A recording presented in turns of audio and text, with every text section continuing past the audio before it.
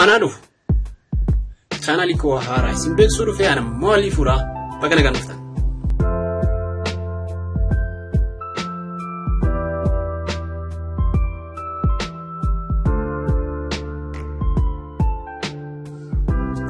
Barri biraan dhufu sin jedhaan maqaan koo Alii Furaa kun chaanalii koo isa haaraati.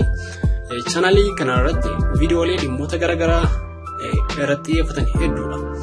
Kan wajjin dabarsinu yookiin wajjin irratti isiniif dhiyeessu jechuudha.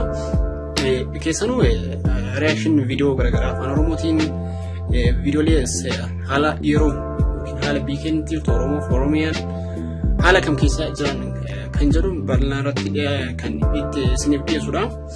Inni biraa immoo viidiyooleen barnoota teekinooloojii garaagaraa wajjin wal qabatan heddummaa asirraan argattanii isin ammoo chaanalii keenya kana